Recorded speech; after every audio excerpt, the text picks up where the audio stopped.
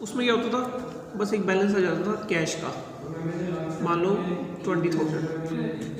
लेकिन आप इसमें ये नहीं बता सकते हो कि ये जो कैश का बैलेंस आया है ये है किस चीज़ का। कैश फ्लो स्टेटमेंट में क्या होता है, हमें ये पता चलता है कि ऑपरेटिंग एक्टिविटी से कितना पैसा आया,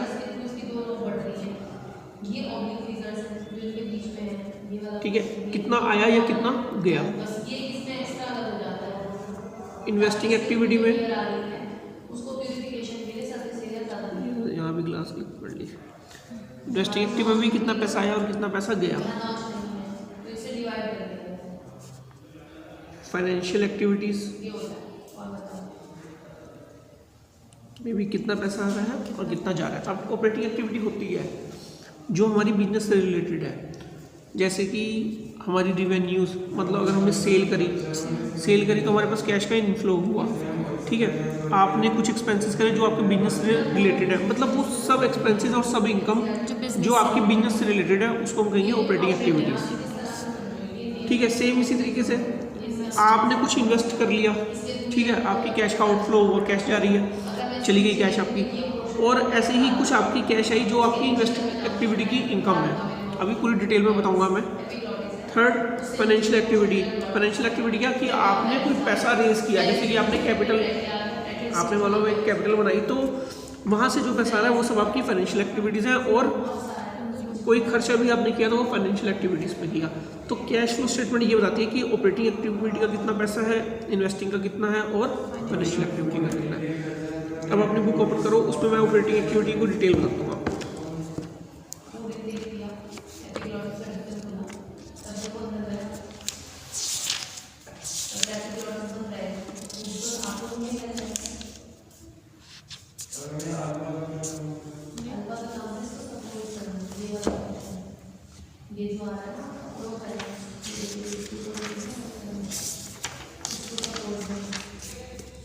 देखो कैश का तो क्या होगा, या तो इनफ्लो होगा, पैसा आएगा या जाएगा।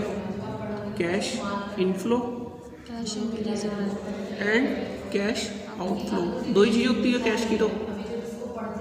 बट वो ये कह रहा है कि ऑपरेटिंग एक्टिविटी में बताओ कि किस तरह से आपका इनफ्लो होगा और किस तरीके से आपका आउटफ्लो होगा, ठीक है।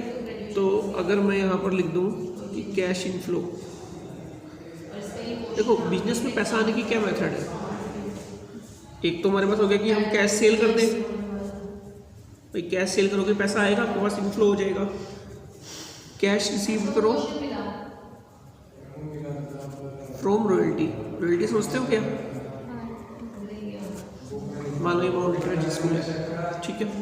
तो यहाँ पर क्या होगा, नाम तो एक ब्रांड है ना सुभाष चंद्रा बोस का, तो उनका नाम यूज़ करने पे जो हम रॉयल्टी देंगे, ठीक है।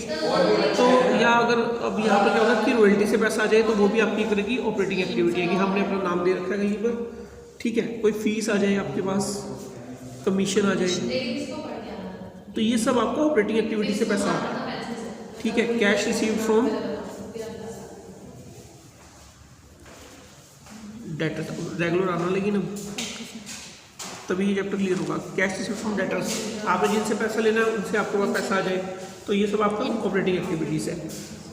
या ट्रेड रिसीवेबल्स, ट्रेड रिसीवेबल्स पता क्या होते हैं, जैसे कि आपका बिल्स रिसीवेबल, ठीक है, इस तरीके से जो भी पैसा आता है, तो ये सब हमारा इनफ्लो है जो ऑपरेटिंग एक्टिविटी से पैसा आता है। अब आउटफ्लो क्या हो सकते हैं, क्या है, जैसे मान लो मैं अगर कोई परचेज कर लूँ, कैश परचेज, तो मेरा पैसा चला जाएगा, ठीक है। मैं कैश पेड कर दूँ, किसको पेड कर दूँ, क्रेडिटर्स को पेड कर दूँ जिनको पैसा देना है, ठीक है। या ट्रेड पेबल्स, ट्रेड पेबल्स क्या, जैसे कि बीपी, तो इस तरह से मेरा पैसा जा रहा है, और ये सब किसका हो रहा है, ऑपरेटिंग एक्टिविटी का। Payment of operating activities, payment of operating activities, operating expenses, जैसे कि अगर आप वेजेस दे रहे हो तो ये आपके बिजनेस से रिलेटेड है, सैलरी आपकी बिजनेस से रिलेटेड है, office expenses and selling and distribution expenses. वैसे तो और भी है, ट्रैवलिंग भी आपका बिजनेस से रिलेटेड होगा, सेलिंग एक्सपेंसेस, ठीक है। तो ये सब आपके क्या हो रहे हैं। अच्छा, दूसरी बात, पेमेंट ऑफ इनकम टैक्स। अगर आप इनकम टैक्स पेड कर रहे हो तो ये भी क्या है, ऑपरेटिंग एक्टिविटी से। तो ये ध्यान रखना कि हमारी ऑपरेटिंग एक्टिविटीज क्या होगी, क्लियर है। अभी इन्वेस्टिंग की और फाइनेंशियल की करेंगे बाद में बात, या कर दूंगा उसकी भी बात इन्वेस्टिंग की, लेकिन इस पर ना वो नहीं कर सकते कुछ। जैसे चलो ठीक है, एक देखते हैं कैश सेल है, मान लो एक एग्जांपल है कैश सेल। तो करें classify the flowing into operating activities, investing activities, financial activities and cash equivalent while preparing a cash